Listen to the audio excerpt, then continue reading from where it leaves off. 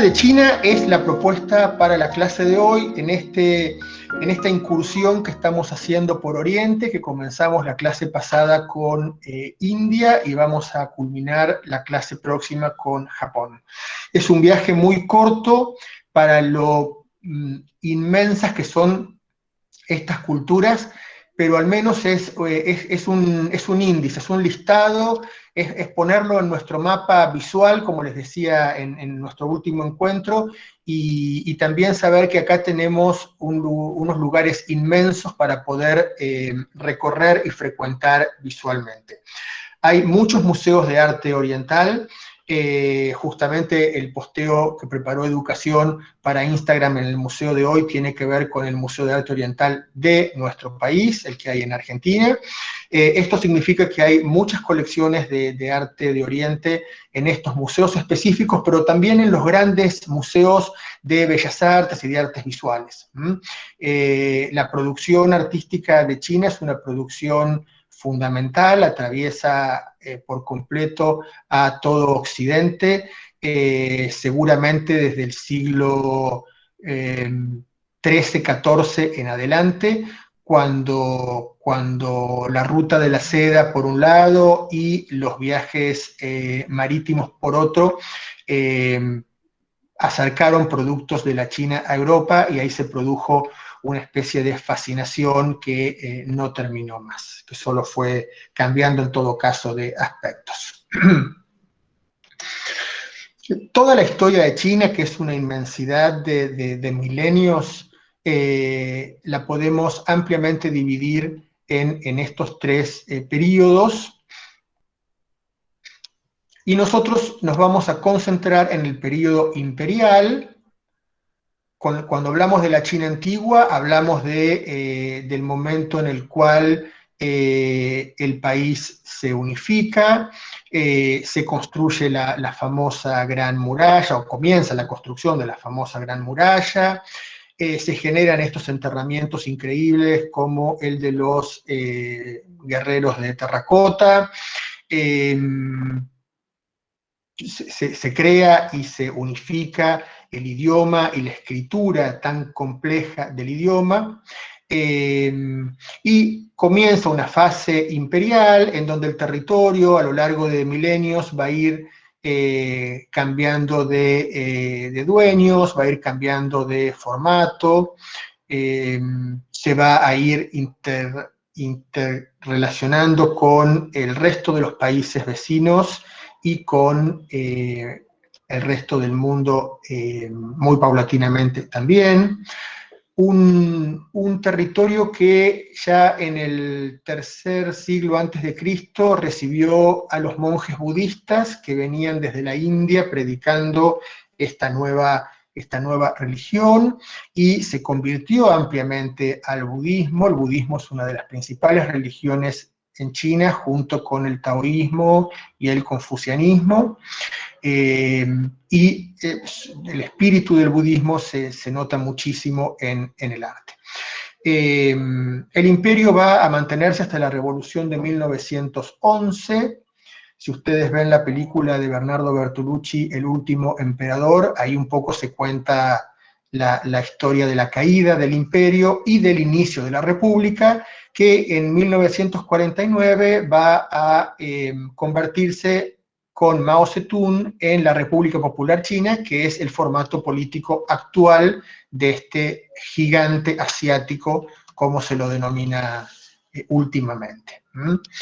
Y dentro de la China imperial tenemos una sucesión de dinastías. Acá están las principales. En el medio podemos encontrar una pequeña cantidad de pequeñas dinastías que duraron menos tiempo en la medida en la que el país estaba más fragmentado, y que básicamente este listado cuenta una historia de uniones y desuniones entre grupos de élite, entre diferentes etnias también, que fueron teniendo el control político y económico y por lo tanto cultural de este territorio a lo largo del tiempo.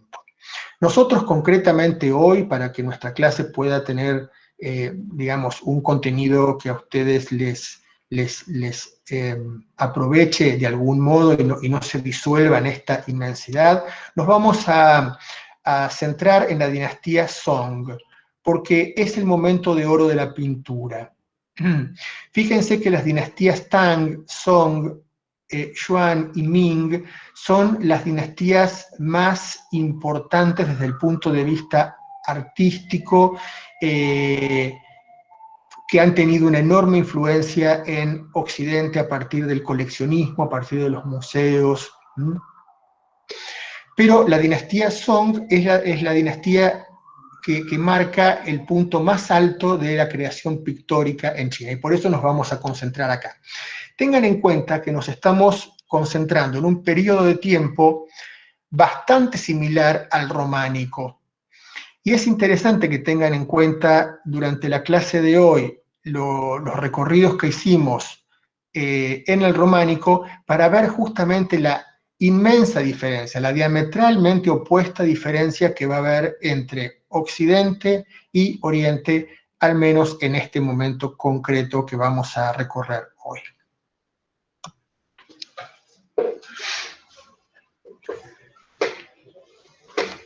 Esta dinastía Song va a permanecer cerca de 300 años en el poder, dividida en dos partes, Song del norte primero, perdón, y Song del sur después, cuando la parte norte del país sea ocupada por la que va luego a ser la dinastía siguiente.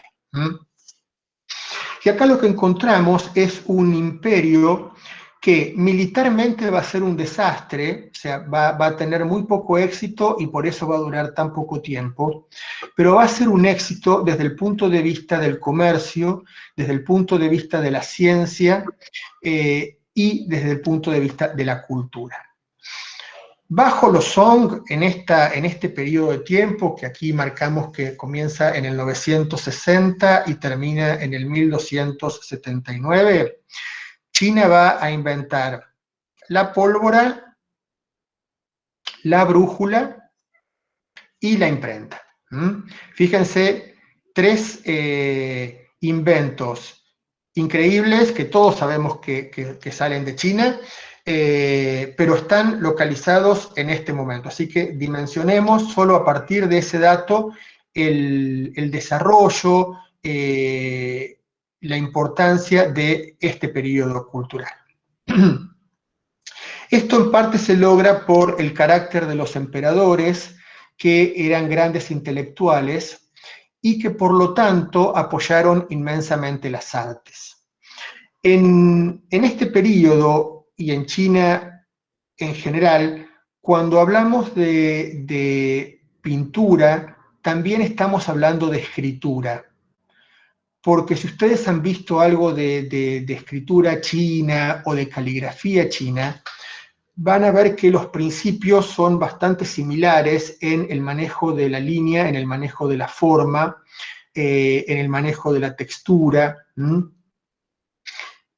con lo cual van a ser en gran parte las mismas personas las que van a estar desarrollando estas prácticas, la práctica pictórica y la práctica caligráfica. Estamos en la antigüedad y no se olviden que leer y escribir es un privilegio de clase, que justamente poder acceder a la lectura y a la escritura es lo que permite a una persona formar parte de la burocracia del Estado y por lo tanto tener un muy buen trabajo y ser de algún modo parte de una élite gobernante, con lo cual vamos a estar viendo producciones muy cercanas al centro de poder. Y el mismo emperador va a ser en este caso un gran calígrafo y un reconocido artista. Acá tenemos a Gaozong, perdón, que nos permite esta imagen entrar en uno de los géneros que cultivó China en pintura, que fue el género del retrato, o la pintura de figuras humanas. Acá podemos verlo al emperador sentado, podemos ver una imagen sumamente estática, muy simple en donde aparece el dignatario sentado en una silla y apoyando los pies sobre un escabel. Tiene un tocado que seguramente tiene un significado en cuanto a la dignidad que le confiere, y un color que es el rojo, que en China está asociado con la vida y con la felicidad. Seguramente también era un color asociado con la nobleza, lo mismo que el amarillo, que se puede ver en el resto de la composición y cubriendo la silla. Ahora, fíjense ustedes en este retrato cómo predomina la línea para definir la figura, la línea de contorno, una línea muy suave, muy sutil, y cómo no sobra nada en la composición. Aparecen los elementos justos para poder definir la fisonomía, cierta gestualidad de esta persona que aparece representado en una pose completamente de dignidad, de acuerdo a su rango, y una mezcla de distanciamiento, pero a su vez de cercanía en cuanto a cierta bondad que aparece en el rostro. El fondo liso para resaltar la pregnancia de la figura. Aquí tenemos a su esposa, la emperatriz Ningzong,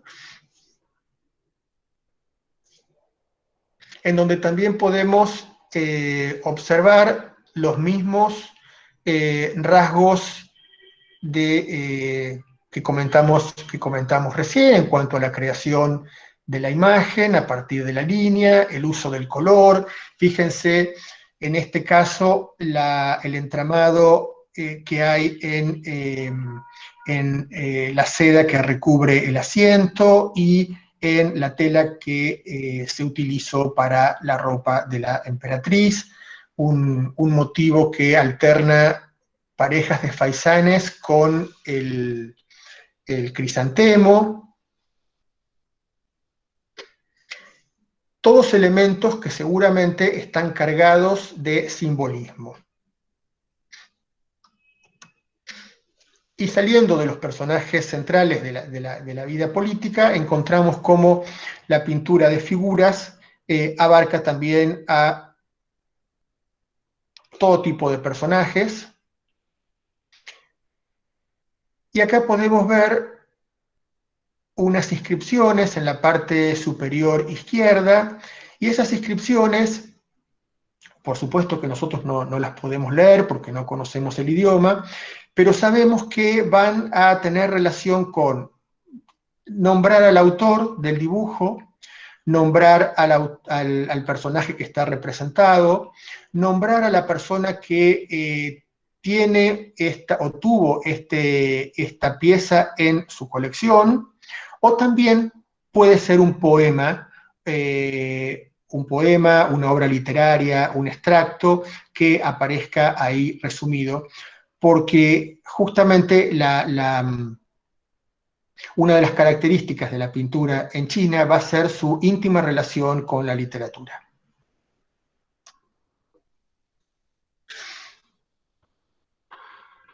Acá seguimos viendo pinturas de personajes, en este caso personajes populares, salimos del elemento de la corte, y vamos a ver cómo estos personajes populares van a también llamar la atención de las escuelas, tanto de las escuelas académicas de pintura ligadas a la corte, como de las escuelas que se van a generar posteriormente de letrados que no son técnicamente pintores, pero son personas con la suficiente preparación como para poder ejercer la pintura, junto con la escritura y junto con el trabajo en algún estamento gubernamental,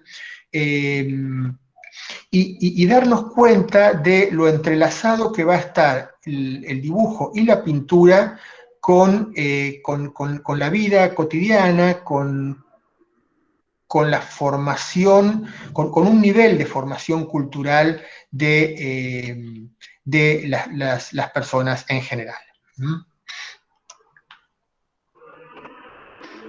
Aquí tenemos a dos inmortales, que son personajes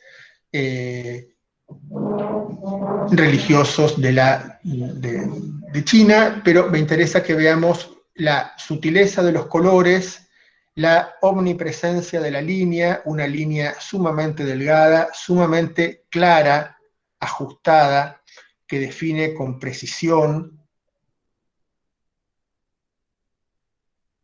y que revela mucho de la psicología del personaje retratado, del carácter, de la manera de ser y de la gestualidad que está experimentando en el momento en el cual está representado.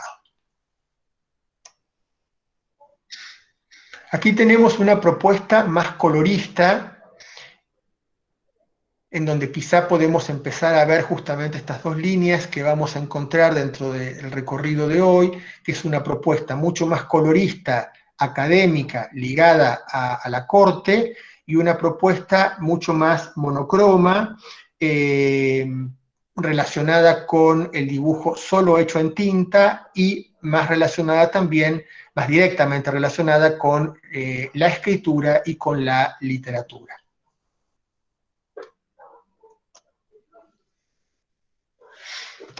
Acá tenemos del emperador que vimos el retrato recién, tenemos una orden escrita por él, una orden que aparentemente le manda a Xue Fei en el año 1100 aproximadamente, que tenemos que leerla al revés de lo que leemos en español. No es la lectura de izquierda a derecha, sino de derecha a izquierda, con lo cual la lectura de esta orden termina en donde están estos sellos, que es otro de los elementos importantes que van a aparecer en la pintura. En la pintura vamos a tener ilustraciones que van a ser también realizadas en tinta y con color, vamos a tener caligrafía y vamos a tener sellos. Tres elementos que se van a acompañar, a asociar, y que van a aparecer en dos grandes formatos distintos. Uno es el formato de rollos, grandes rollos, y otro es el formato de hojas de álbumes, en donde se van a generar compilaciones de diferentes temas, ya sea literarios o de otro tipo. Aquí tenemos otra carta. Fíjense que no estamos viendo una obra de arte en cuanto a la obra de un artista, sino estamos viendo un documento del Estado, pero que me interesa mostrárselos para que veamos el planteo plástico extraordinario que aparece a partir de la gráfica, de la distribución de los signos, de la forma de escribir los signos. Es muy interesante la historia de la escritura en China, es sumamente compleja hasta la actualidad, y si bien se ha mantenido, lo ha hecho con grandes variaciones a través del tiempo, variaciones que han tendido a simplificarla y hacerla más accesible a una mayor cantidad de gente.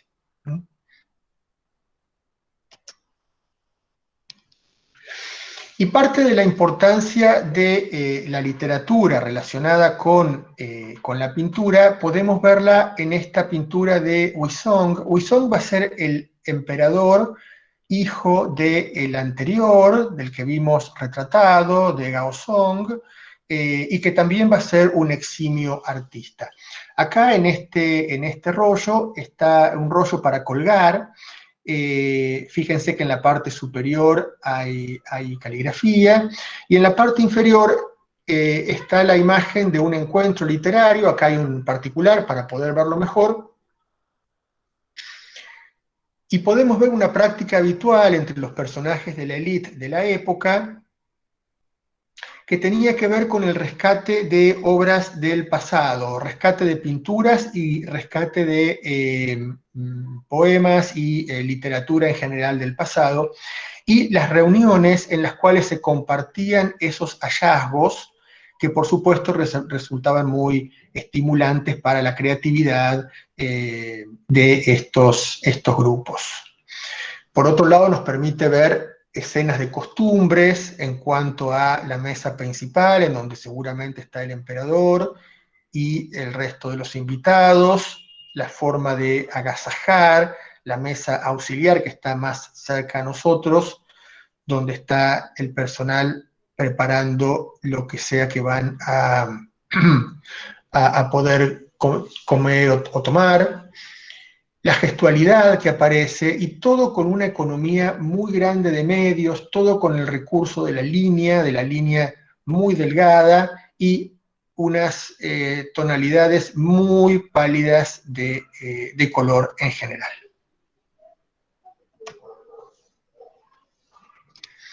Todas estas pinturas pertenecen al mismo género, que es la representación de figura humana, si bien vemos que esa figura humana concretamente va adquiriendo un tamaño cada vez menor en la medida en la que aparece en relación con un paisaje. Esto nos da una idea de la visión del arte chino, en donde el hombre va a ocupar un lugar lo más acorde al que realmente tiene en la naturaleza.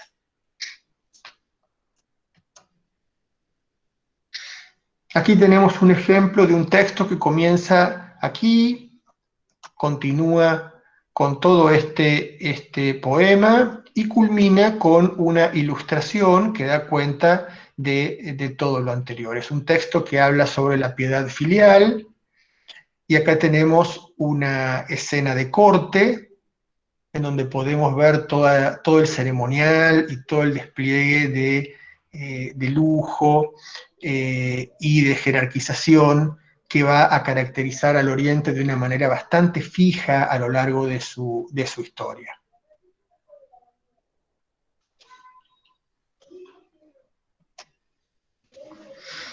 Va a ser muy habitual también en este periodo incluir temas que involucren a chicos, la pintura con niños, niños jugando, niños haciendo cosas. Y acá tenemos un particular que nos permite muy bien captar la exquisitez del dibujo, de la gestualidad, las posturas, el uso muy balanceado y muy ajustado de los colores, las proporciones que se manejan, cómo están balanceados los distintos volúmenes adentro de la composición para generar un equilibrio.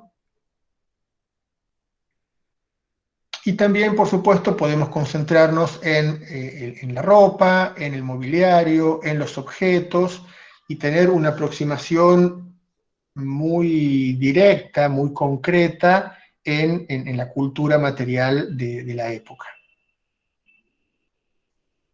Y en las costumbres, por supuesto, y formas de vida. Fíjense que esta obra está realizada por el emperador Gaozong, el que vimos al principio.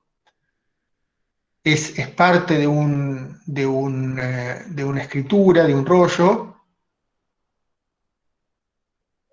que habla también sobre la piedad filial, en este caso en las damas, y muestra una escena seguramente de madre e hija, en el ámbito de la corte, que nos permite tomar contacto con estos espacios refinados, despojados, sutiles, que nos parecen tan mágicos porque son tan distintos de lo que en Occidente siempre hemos conocido. Aquí en la misma ilustración, un particular de esta piedra. No olvidemos la relación de China con la jardinería y con toda la simbología del jardín como una especie de microcosmos en donde aparecen representados los grandes elementos.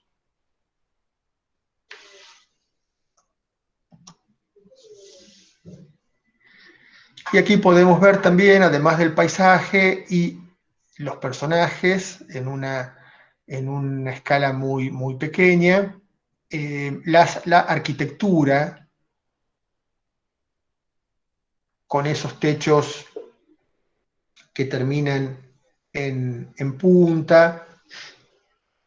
Tengan en cuenta que gran parte de esta arquitectura que estamos viendo está íntegramente realizada con madera, un sistema de encastres que no utiliza clavos y que es sumamente duradero y antisísmico y muy antiguo.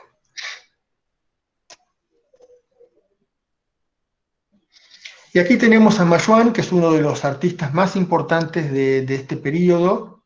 Lo vamos a ver en varias imágenes que tenemos hoy. Acá tenemos un rollo también,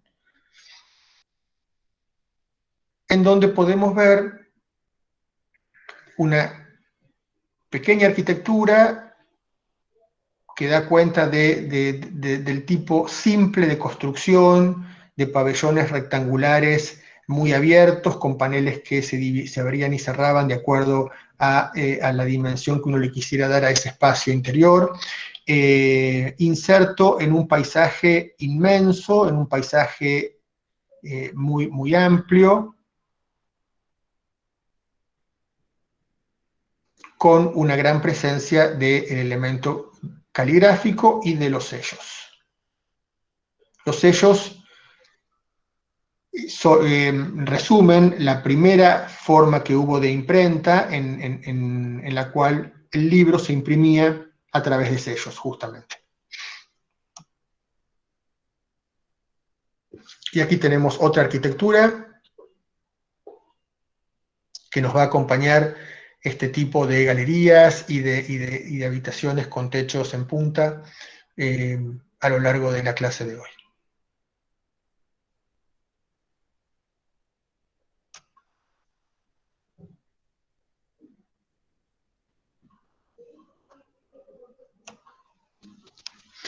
Y aquí tenemos un rollo. Fíjense qué rara esta imagen. Fue el único rollo que logré encontrar una foto entera, porque en general en todos lados aparecen fotografías fragmentadas. Imagínense que este rollo mide 8 metros con 90. Es como muy difícil armarle una foto entera. Además no vemos nada, pero a mí me interesaba que viéramos el dispositivo en el cual de derecha a izquierda se desarrollan una sucesión de escenas que pueden involucrar caligrafía y que pueden involucrar sellos en una composición artístico, pictórica, literaria, integral. ¿Bien hasta acá? ¿Tenemos algún tipo de pregunta, Ana? ¿O estamos bien?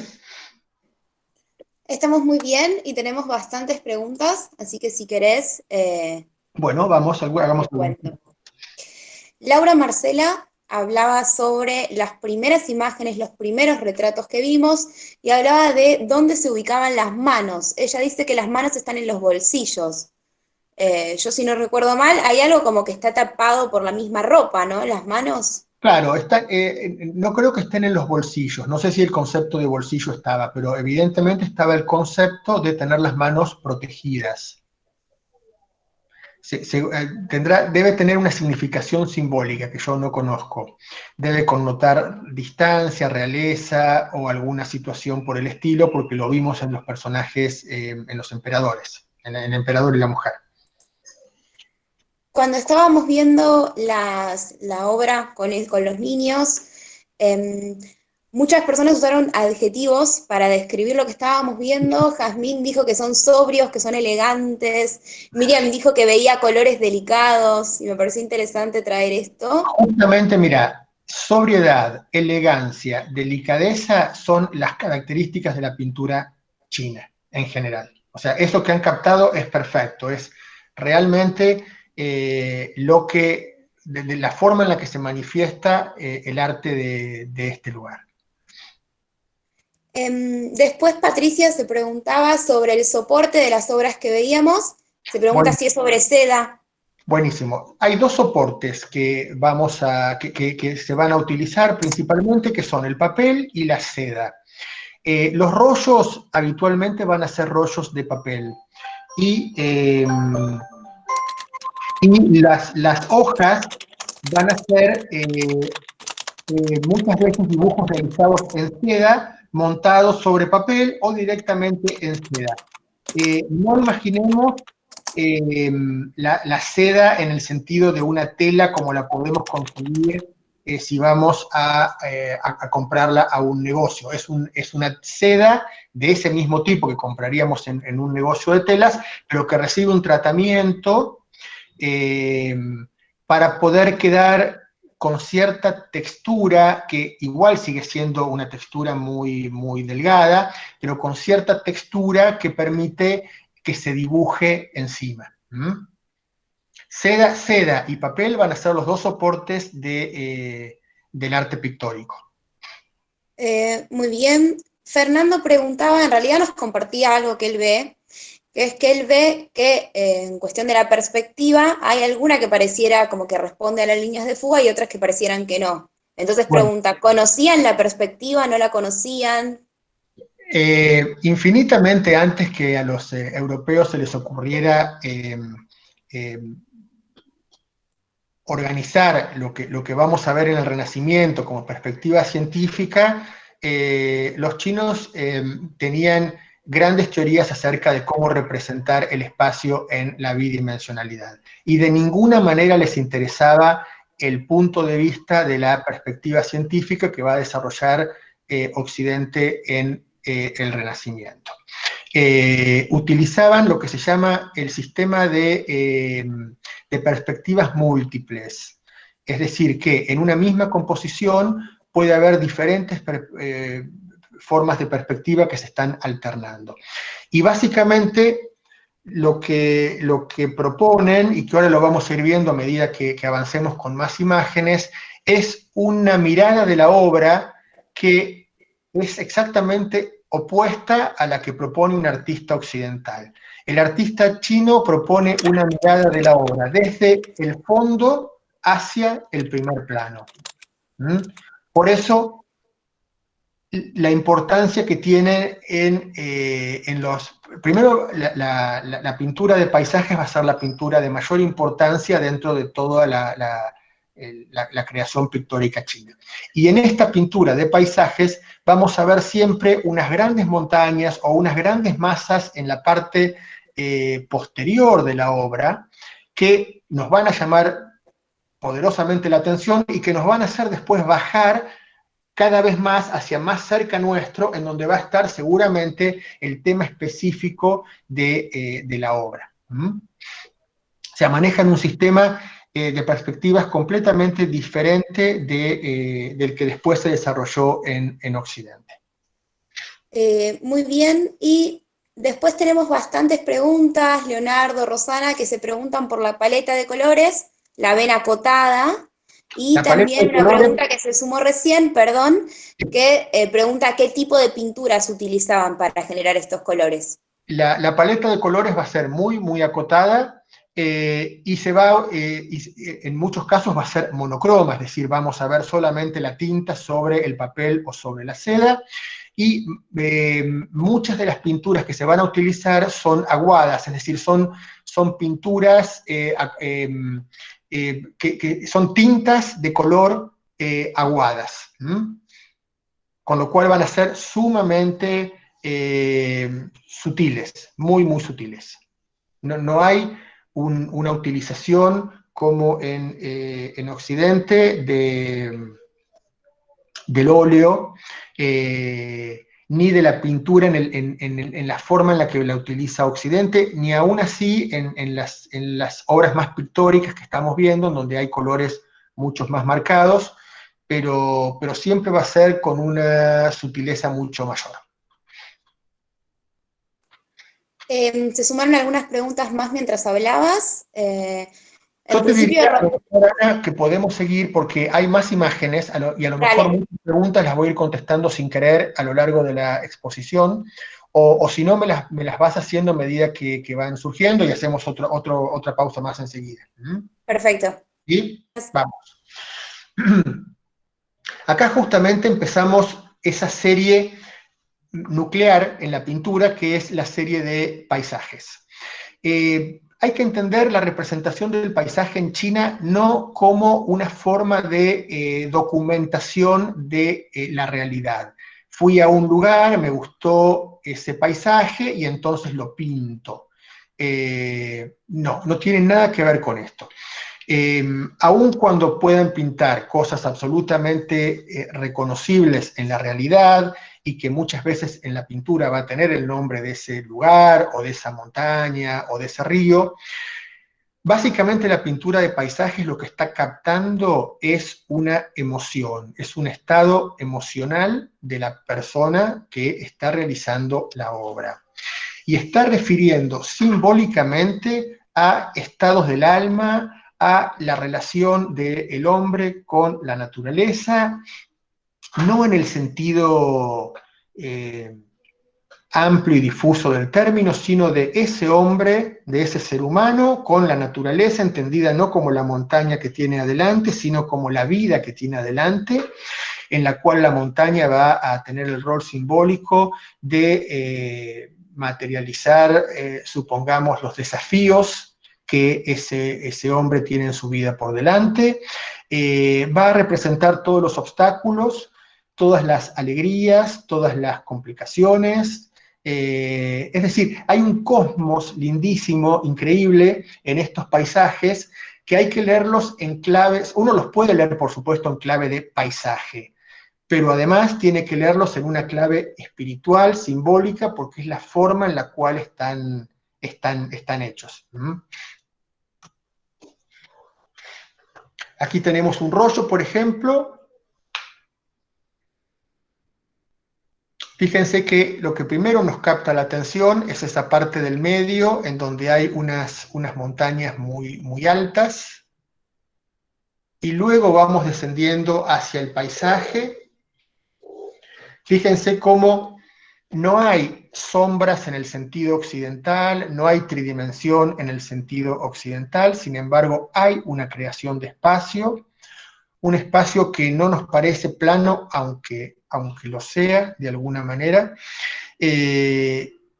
Aquí la línea, en este caso concreto, la línea de ese río, y todo el paisaje de vegetación que acompaña a ese río, que va descendiendo desde la montaña que está imponente atrás, es lo que va generando esa sensación de profundidad, que es una sensación muy sutil, y también el tema atmosférico, con esos manejos de claros y oscuros,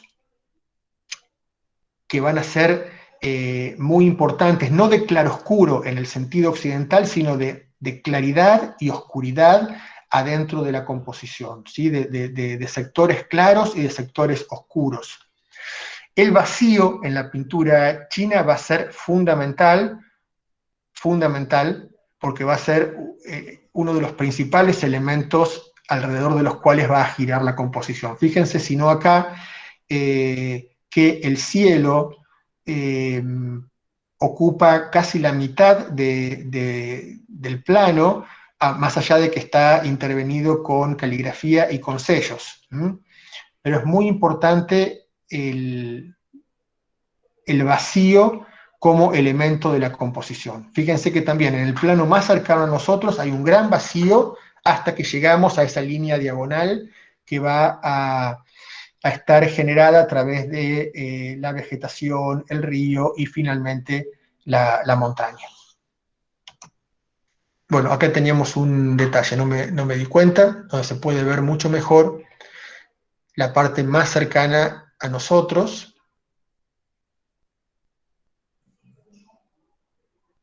Todo esto está trabajado con tinta china, sutileza infinita, imagínense. Hay diferentes técnicas que se van utilizando y van estando más o menos de moda en relación al dibujo, pero siempre es un dibujo con una pluma sumamente sutil, sumamente delicada. Y ver esto y entender la paciencia que se requiere para hacerlo es la misma cosa, y esa paciencia evidentemente implica un estado emocional.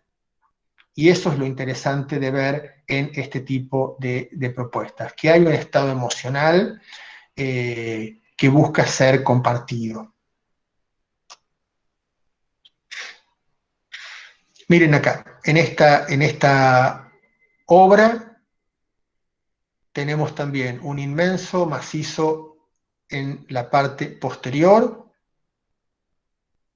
y un gran vacío que va a atravesar la obra, y al mismo tiempo generar la composición hacia un lado más cercano a nosotros y hacia un lado más lejano a nosotros.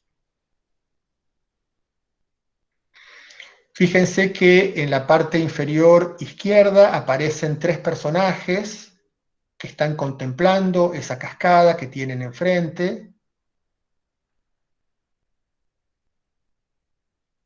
Y de alguna manera somos invitados a seguir contemplando, a sumarnos a ese grupo y conseguir contemplando con ellos ese paisaje, ese fluir del elemento, en este caso del agua, y de la enseñanza que eso puede tener. Evidentemente, detrás de estas obras, que no son religiosas, el arte chino no es un arte religioso como es el arte europeo, y como sobre todo es el arte europeo de esta misma época. Sin embargo, es un arte que está hecho por personas que están imbuidas de una filosofía religiosa muy, muy fuerte, muy marcada.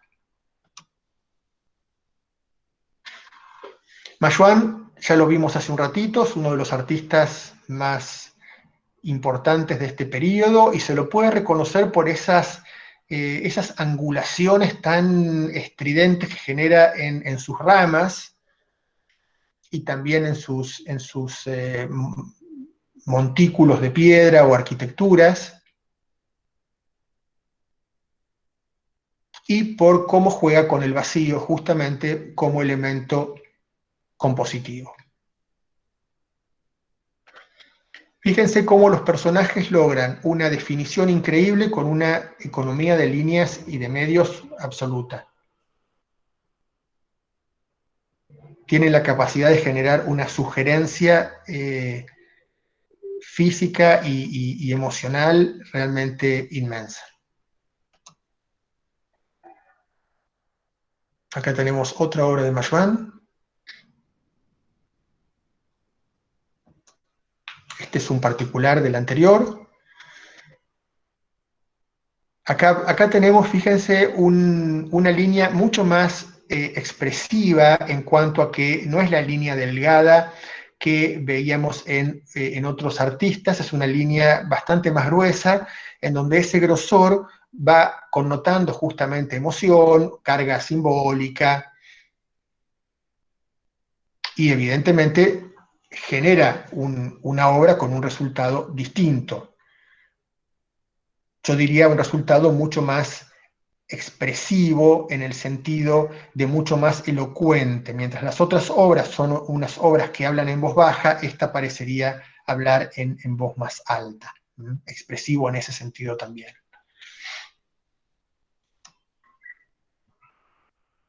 El mismo artista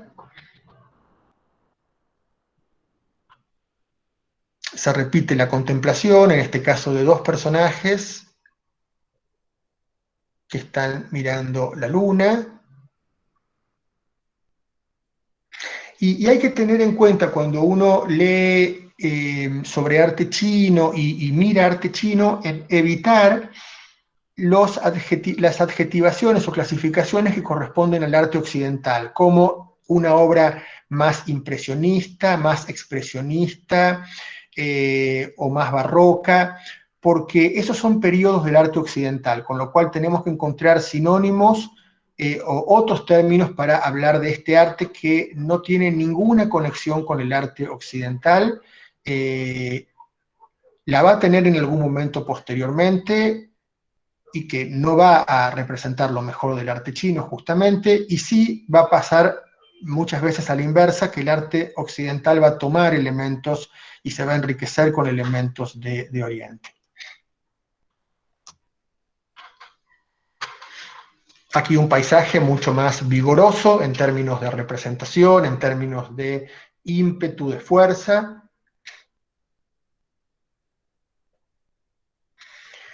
Estas obras van a dar cuenta del paso de las estaciones, y ese va a ser un elemento central, ir mostrando el cambio entre estación y estación del año, que por supuesto es una referencia también a los cambios que hay en la vida de una persona, entre la niñez, la vida adulta y luego la vejez y finalmente la muerte. Está todo cargado de una poesía muy, muy interesante, y por eso este tipo de piezas son piezas de contemplación, de alguna manera, de un modo mucho más íntimo que lo que requiere, en todo caso, la pintura occidental.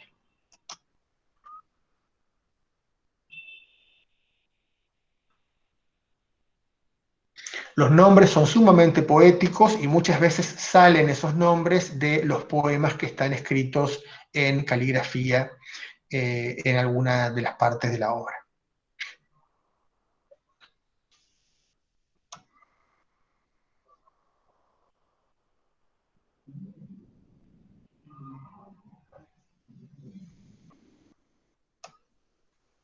Estas son hojas de álbum en donde aparece la caligrafía con los sellos grabados y con la ilustración en una composición total, cerrada. Si pudiéramos leer lo que está escrito ahí, seguramente sería algo que tendría algún tipo de alusión con lo que estamos viendo en la imagen.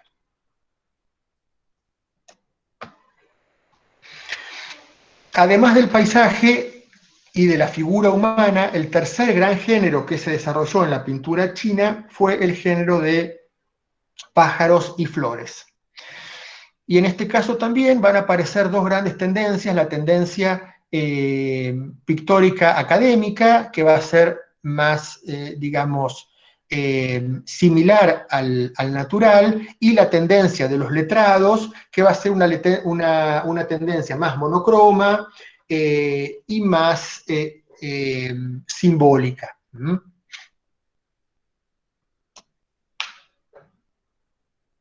Acá tenemos un rollo, vamos a poder recorrer este rollo en este fragmento.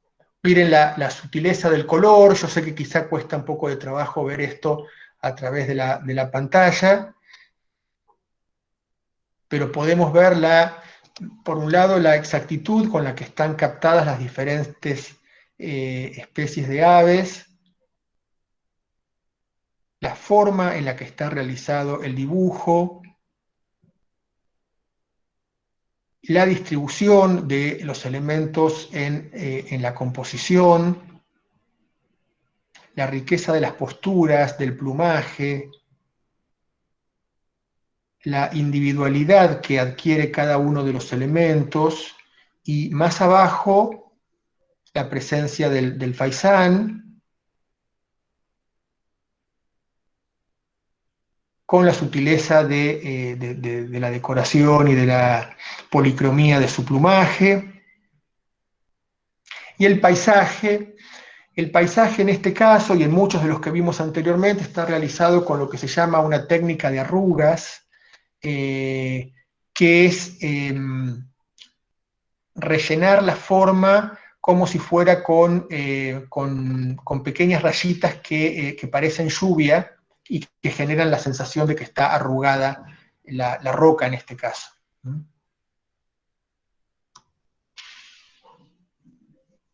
Y en este otro dibujo tenemos gansos en un paisaje que siempre está señalado el paisaje si corresponde a una determinada estación o no.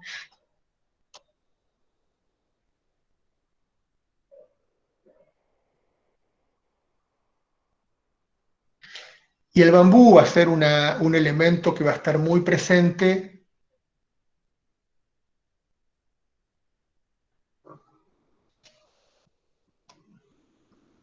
Ven, esta es una pintura más académica, los colores son más fuertes,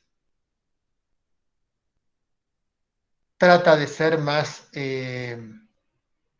naturalista en cuanto a captar la forma de la flor concreta.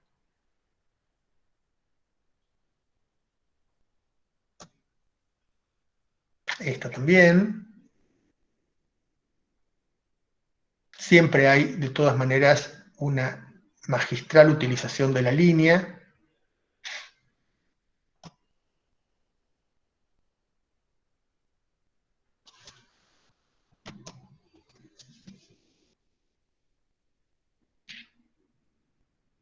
Camelias después de una nevada, con lo cual fíjense los restos de nieve que quedan depositados en las hojas y también en algunas de esas camelias rojas que están abiertas o en pimpollo. Y esa tendencia que veíamos recién se contrapone con esta otra, monocroma, en donde no hay una intencionalidad tan grande de respetar el modelo, sino que es mucho más poética. El ciruelo, que es un elemento que aparece muchas veces, y el bambú, que aparece muchas veces porque el bambú no se quiebra, y entonces es una metáfora del hombre en la vida que no se quiebra frente a las adversidades.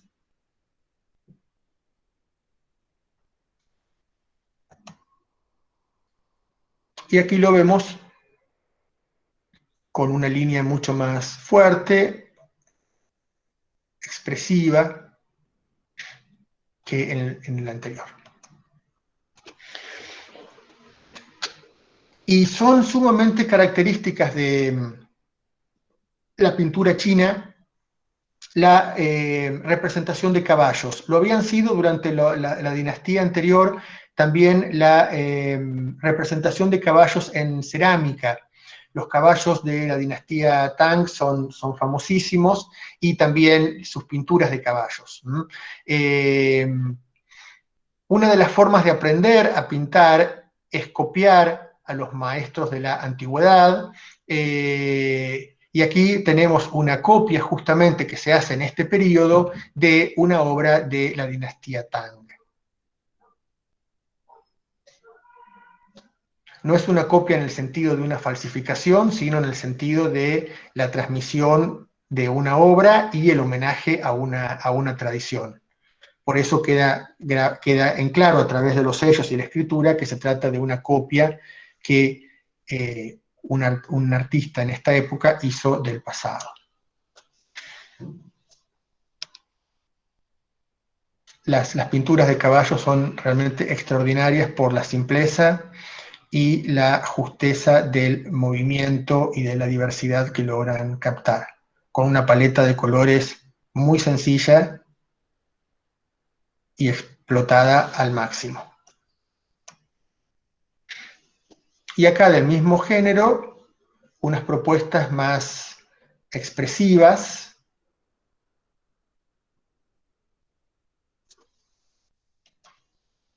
Y hasta acá estamos con pintura.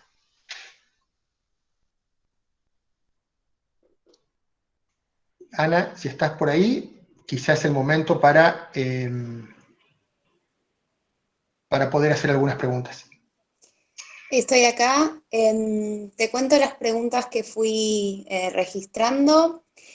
Liliana preguntó si tiene algún significado poner sellos en la pintura, y de la mano Ángela preguntó si estos sellos fueron hechos cuando se hizo la pintura o se agregaban posteriormente. Genial. Sí, tiene mucho significado poner sellos, es parte de la propuesta estética de esta cultura, en donde se combinan los tres elementos: la pintura, la caligrafía y el grabado con sellos. El sello se graba, se imprime. Tiene sentido porque agrega otro tipo de información. ¿Qué información agrega? Agrega básicamente nombres que tienen que ver con el artista o con el coleccionista o con el momento en el cual se está realizando la obra. En la cultura china no está mal visto ir agregándole información a una pieza del pasado, con lo cual bien podría ser que una determinada pieza tenga distintos sellos, por ejemplo, doy solamente un ejemplo, de los distintos coleccionistas que la han tenido a lo largo del tiempo y cada uno ha dejado su marca. O también una pintura que no tenía escrito un poema, después puede tenerlo. No, en ese sentido no tienen, también como tenemos en Occidente, el carácter de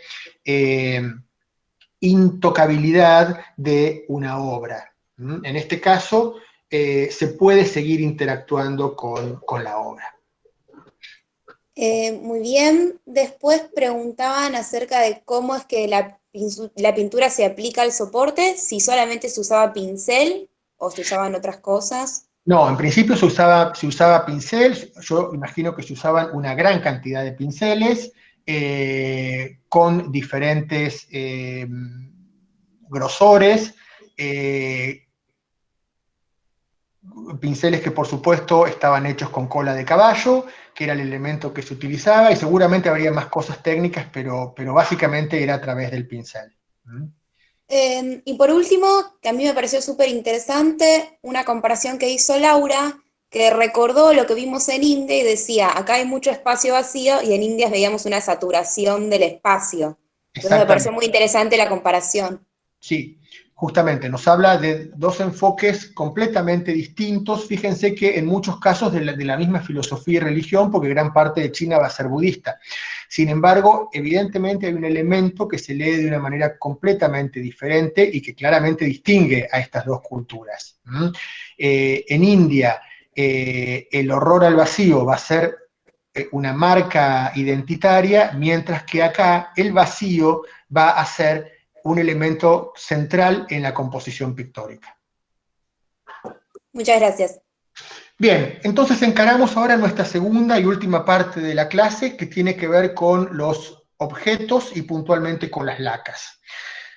Elementos imperdibles en la cultura china son los bronces de la antigüedad, como este conjunto que estamos viendo acá. Fíjense que es del año seguramente 500 antes de Cristo, aproximadamente, que fue el siglo, perdón, el de mayor importancia en la confección de bronces.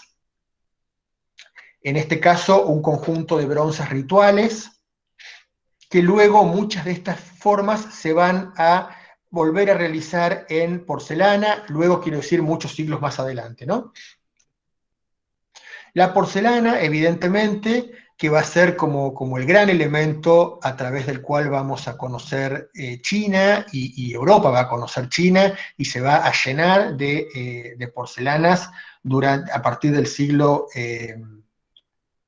XIV o XV seguramente. El vidrio, traje todos elementos que además ya conocemos nosotros, que ya hemos trabajado en materialidad. Los esmaltes, en este caso un conjunto de esmaltes Cloisonné. Las piedras duras, el jade va a ser una piedra importantísima para China, del mismo modo que lo había sido para Mesoamérica. Las piedras duras van a constituir un enorme repertorio en las artes decorativas. Y finalmente las lacas. Las lacas las vamos a poder ver a partir de tres técnicas diferentes o tres manifestaciones diferentes, que es la laca pintada, la laca incisa o la laca translúcida. Va a aparecer el elemento laca bajo estas tres modalidades: pintada, incisa o translúcida. ¿Y qué es la laca? La laca es un elemento natural, es la savia venenosa del árbol de la laca, que en latín se llama Rus verniciflua, y que se extrae del mismo modo que se extrae el caucho. Se hace un tajo en el tronco y se pone un receptáculo, un elemento que va a ir recibiendo esta savia, que va a drenar muy lentamente de ese árbol. Esa savia, trabajada luego con pigmentos, cinabrio para el rojo, carbón para el negro, marfil para el blanco, se va a utilizar sobre distintos soportes. En este caso, el soporte es la madera. Estamos viendo una escultura de madera que ha recibido un acabado de superficie en laca y que también se le ha estado yendo con el paso del tiempo, ¿no? Pero queda todavía un rastro de acabado de superficie de laca. La laca se caracteriza por un brillo absolutamente particular, porque es un brillo extremo y a su vez opaco, difícil de definir, muy atractivo, tiene una textura muy, muy especial también, y se logra a partir de una enorme y paciente superposición de capas sucesivas, una sobre la otra, hasta más de 30 en muchos casos, previo pulimento, previa lijada de la capa anterior sobre la superficie que se quiera trabajar. Esa superficie va a ser la madera, puede ser el cuero, pueden ser los metales, y también vamos a ver un ejemplo de porcelana. Aquí tenemos otro ejemplo de una escultura con un acabado de superficie en laca, que de ninguna manera es un barniz, ¿sí? La laca es un elemento propio, específico,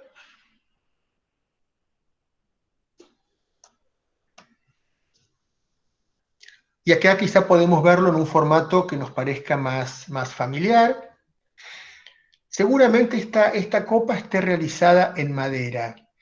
La madera seguramente es Wanli, que es la madera que se utilizaba en esa época, y la madera se pule una vez que se le dio la forma, prácticamente hasta transparentarla, lo cual nos parece una locura, pero así es.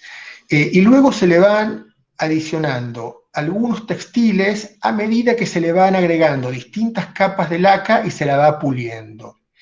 Y el trabajo es muchas capas de laca y mucho pulimento, que es lo que permite la fijación de ese color, de esa textura y el brillo característico que termina teniendo la pieza. Una pieza que en adelante va a ser completamente inalterable a la humedad, va a perdurar siglos, puede estar en lugares húmedos y no se va a alterar. Es increíble el efecto de este material, que fue utilizado por los chinos desde el comienzo de la civilización, o sea, 4000 años antes de Cristo ya tenían trabajos realizados en este material. Acá vemos un contenedor. Tixi es una técnica que va superponiendo capas de laca amarilla, negra y roja, y con eso es que se logra esta coloración en particular y esta modulación dentro de un color. Fíjense además lo que son los formatos de las piezas. Esta es el tipo de laca con cinabrio, ¿no? Las lacas rojas, que son las más características. Uno, si va al barrio chino, puede ver lacas nuevas, hechas ahora industrialmente, imitando estas piezas más antiguas y completamente naturales, y evidentemente el resultado es completamente diferente, ¿no? Fíjense cómo acá estamos con un ejemplo de laca incisa, cómo se ponen una cantidad de capas suficientes para generar un volumen y poder hacer incisiones, o también incisiones que se realizan en el soporte de madera y que luego es completamente trabajado por encima con el acabado de superficie de laca.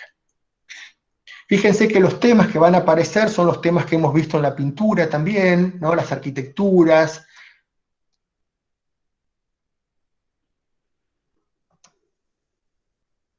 las escenas de niños.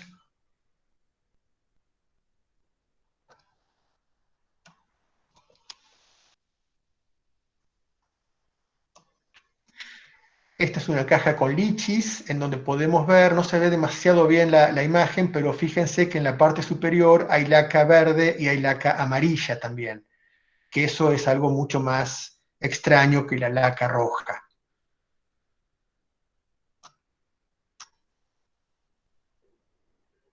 Piezas sumamente importantes. Nos acercamos acá a la talla de esta caja. Estos elementos geométricos tienen significaciones, tengan en cuenta que además son muy similares a la caligrafía china, pero además son elementos que van a estar cargados de símbolos.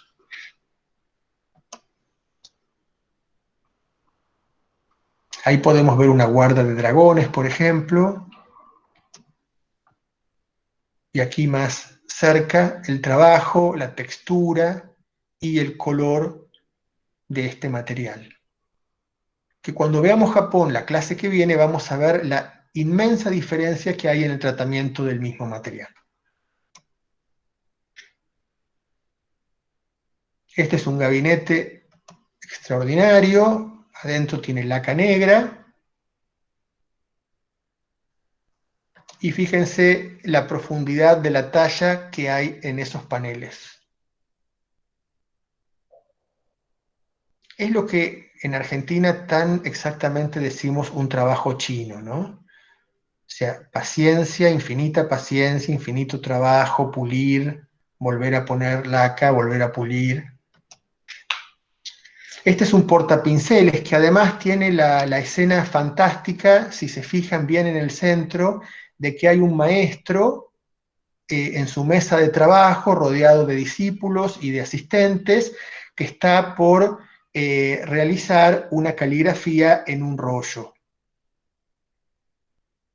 Tenemos una visión de un taller, en este caso del siglo XVIII, de caligrafía, pintura y sellos.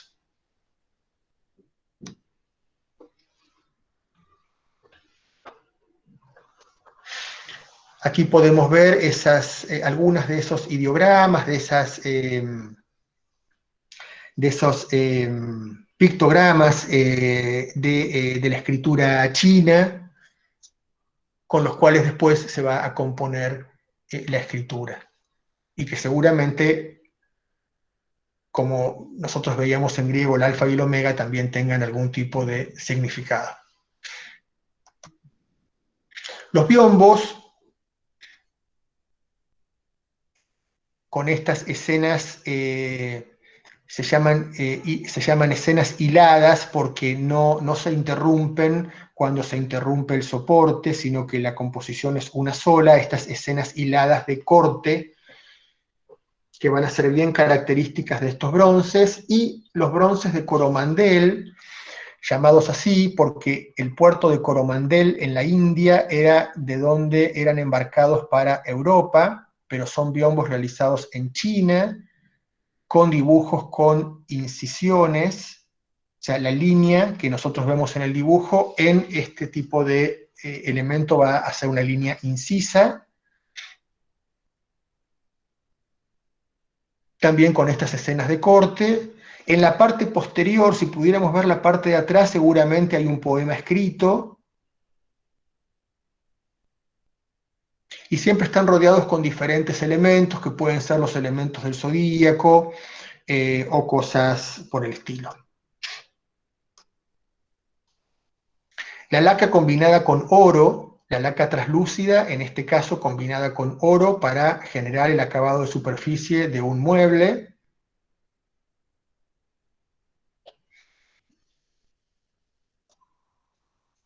O la laca negra, de un brillo increíble. La laca acá está coloreada a partir del carbón. Este es un contenedor polilobulado, una caja.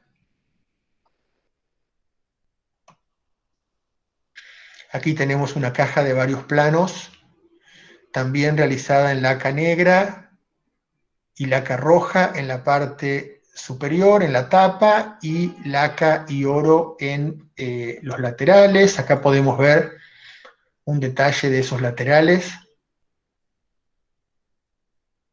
Fíjense que el estado de conservación de las piezas que vemos es buenísimo. Habla de la durabilidad y nobleza de este material.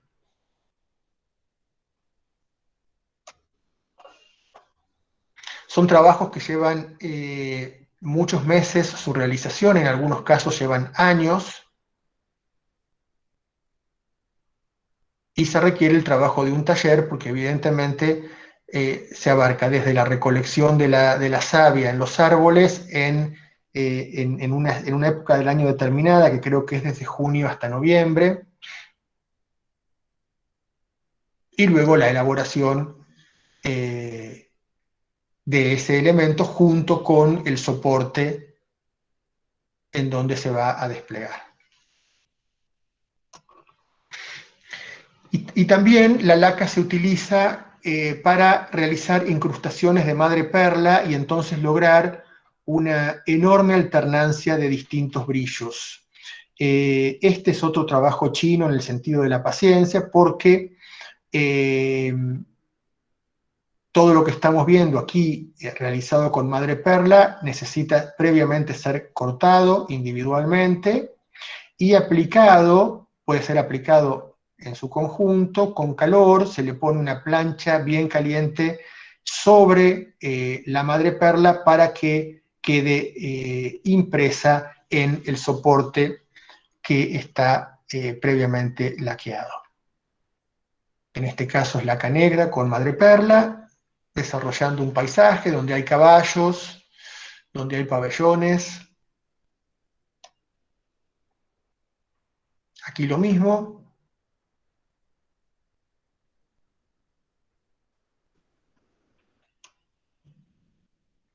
Y aquí también una caja negra en donde hay laca pintada y con incrustaciones de madreperla.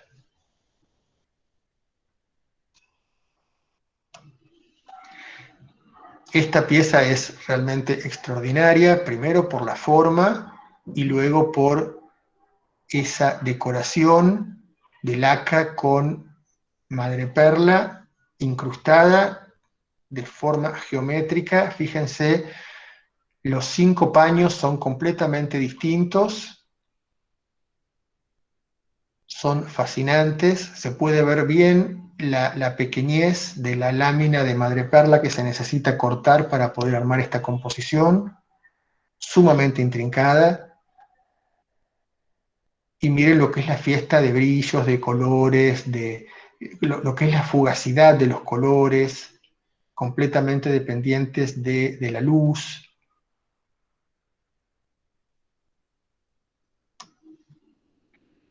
Y aquí también una bandeja de laca con madreperla, y aquí acerqué un particular para que podamos ver ese trabajo de incrustación, que además puede estar teñido, como es este caso.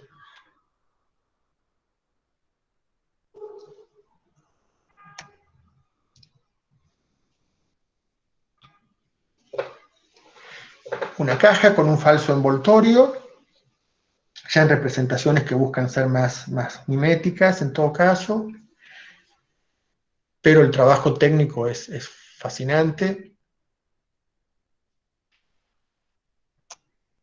Y acá vemos un ejemplo de laca aplicada a porcelana. Aquí el soporte no es madera, no es cuero, sino que es porcelana, no es un esmalte, sino que justamente es un laqueado.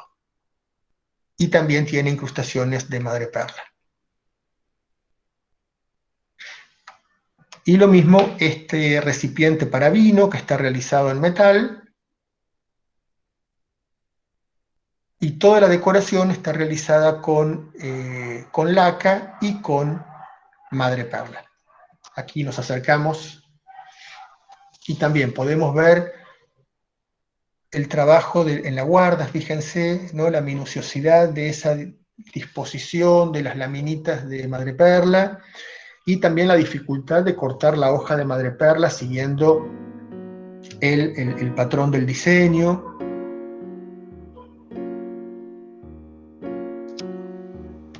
Bueno, y hasta acá llegamos entonces con nuestro sumamente pequeño recorrido por China